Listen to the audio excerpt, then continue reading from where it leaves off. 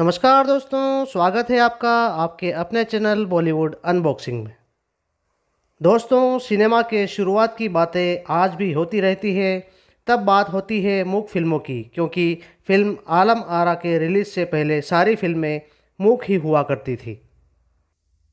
Theatre में पर्दे के आगे बनी कुएं जैसी जगह पर साजिंदे बैठकर सीन के हिसाब से गाना बजाया करते थे और गायक भी वहीं अगल बगल खड़े होकर गाना गा दिया करते थे। फिर तस्वीरें बोलने लगी और एक बार जो इन तस्वीरों ने बोलना शुरू किया तो इनके कलाकारों की अदाकारी को तो जैसे पंख ही लग गए। कलाकारों के संवाद, इसके बाद उनका अंदाज बनने लगे और अब तो ये अंदाज बनाने के भी डायलॉग बोले जाते हैं। लेकिन हैरानी हुई थी उस वक्त के दर्शकों को जब भरे पूरे सिनेमा के दौर में साल 1987 में डायरेक्टर संगीतम श्रीनिवास राव को एक ऐसी फिल्म बनाने की सूझी जिसमें डायलॉग ही नहीं थे। ये विचार उनके मन में आया एक फिल्म की शूटिंग के दौरान, जिसके वह असिस्टेंट डायरेक्टर थे। फिल्म में एक कलाकार को भयभीत होने के भाव अपने चेहरे पर दिखाने थे और उसे डायलॉग कुछ भी नहीं दिया गया था। कलाकार ने ऐसा करके दिखा भी दिया और राव इससे बहुत प्रेरित भी हुए।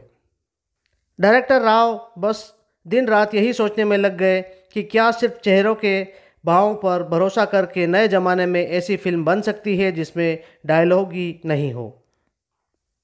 संगीतम श्रीनिवास राव को अपने इस सवाल का जवाब एक दिन नहाते हुए अपने बाथरूम में मिला और केवल 15 दिन में उन्होंने इस फिल्म पुष्पक विमान की स्क्रिप्ट भी लिख डाली। हिंदी दर्शकों में यह फिल्म पुष्पक के नाम से रिलीज़ हुई। फिल्म पुष्पक विमान को सेंसर बोर्ड से कन्नड़ भाषा की फिल्म के तौर पर पास कराया गया था।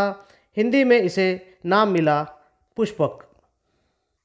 तमिल में पेसूत-पदम, तेलुगु में पुष्पका विमानमु और मलयालम में पुष्पक विमानम नाम से इस फिल्म को रिलीज़ किया गया। डायरेक्टर संगीतम श्रीनिवास राव को बिना संवाद की इस फिल्म को बनाने का आइडिया तो काफ़ी पहले मिल गया था, लेकिन इसकी कहानी सूझने में उन्हें काफ़ी दिन लग गए। फिर बाथरूम में मिले ज्ञान पर लिखी गई स्टोरी को लेकर जब वह कमल हासन के पास गए तो उन्होंने कहानी सुनते ही फिल्म के लिए हाँ कर दिया, क्योंकि कमल हासन तो ठहरे एक्सपेरिमेंटल आदमी। फिल्म देख चुके लोगों को याद होगा कि ये वही फिल्म है जिसके लिए कमल हासन ने अपनी ब्रांड बन चुकी मूछें तक मुंडवा दी थी। मूछों वाले चेहरे के भाव साफ समझ नहीं आते, ऐसा फिल्म के डायरेक्टर संगीतम श्रीनिवास राव का मानना था। इस इंटरेस्टिंग फिल्म ने दक्षिण भारत में होने वाले फिल्म फेयर पुरस्कारों में 3 पुरस्कार जीते। ये पुरस्कार थे बेस्ट फिल्म, बेस्ट डायरेक्टर और बेस्ट एक्टर। कमल हासन जब फिल्म करने के लिए राजी हो गए तो डायरेक्टर के पास सबसे पहली समस्या आई थी कि फिल्म में पैसा कौन लगाएगा। उस वक्त जब मात्र 35 लाख रुपए में बनी इस फिल्म में कोई जब पैसा लगाने को तैयार नहीं हुआ तो राव ने खुद ही फिल्म निर्माण करने का फैसला कर लिया। ये बात किसी तरह कन्नड़ अभिनेता श्रृंगार नागराज को पता चली तो उन्होंने राव के फैसले की काफ़ी तारीफ की और खुद भी इस फिल्म में पैसा लगाने का वादा कर दिया। फिल्म की कहानी ऐसी थी कि इसमें किसी कलाकार को कोई संवाद नहीं बोलना था, तो राव के पास पूरी छूट थी कि वह इस फिल्म को अखिल भारतीय फिल्म बनाने के लिए हर भाषा के सिनेमा के कलाकार ले सकते हैं। कमल हासन के अलावा फिल्म में अमला आई। भाड़े के हत्यारे के तौर पर संगीतम श्रीनिवास राव की पहली पसंद अमरीश पुरी थे, लेकिन अमरीश पुरी उन दिनों इतने व्यस्त थे कि फिल्म के लिए चाहकर भी वे तारीख नहीं निकाल पा रहे थे। अमरीश पुरी की जब डेट्स फिल्म के लिए नहीं मिल पाई तो उन दिनों कमल हासन के साथ साये की तरह रहने वाली उनकी पत्नी अभिनेत्री सारिका ने फिल्म में उस रोल के लिए टीनू आनंद की एंट्री फिल्म के लिए करवा दी। टीनू आनंद भी यह मानते हैं कि फिल्म पुष्पक में उन्हें सारिका की सिफारिश पर ही रोल मिला था।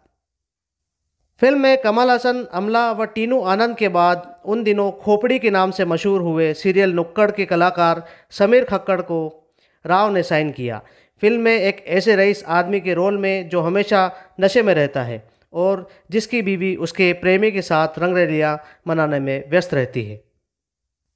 यह प्रेमी इससे शादी करना चाहता है और इसके लिए रईस आदमी को रास्ते से हटाने के लिए भाड़े के कातिल की सेवाएं भी लेता है। इस कहानी के बीच में कमल हासन की एंट्री होती है, जो कि एक बेरोजगार युवक है और नौकरी की तलाश में यहाँ वहाँ ठोकरें खाता रहता है।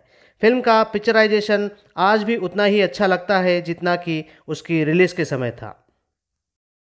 फिल्म पुष्पक में पुल पर भिखारी को 1 रुपया दिखाने के बाद भिखारी जिस तरह यहाँ वहाँ से खोज कर अपनी दौलत प्रदर्शित करता है, वह सीन फिल्म में चकरा देने वाला है। एक पढ़ा लिखा युवक जिसके पास केवल 1 रुपया है और रास्ते के भिखारी के पास अनगिनत रुपये। सड़क पर गिरे हुए रुपये के नोट टैक्सी के टायर में चिपक कर निगाह से दूर हो जाने वाले सीन में भी कमल हासन के भाव चेहरे पर खूब दिखाई दिए हैं। फिल्म में अन्य कलाकारों की बात करें तो फिल्म में थे फरीदा जलाल, SK रमेश, लोकनाथ, प्रताम के पोतेन, PL नारायण और राम्या कृष्णन। फिल्म बाहुबली से शिवगामी देवी के रोल में ख्याति प्राप्त राम्या कृष्णन को यहाँ फिल्म में देखेंगे तो उन्हें पहचानना भी मुश्किल होगा। फिल्म पुष्पक में हीरोइन के तौर पर डायरेक्टर की पहली पसंद थी अभिनेत्री नीलम। नीलम से बात भी की गई लेकिन बात बनी नहीं और बंगाली अभिनेत्री अमला की फिल्म में एंट्री हुई।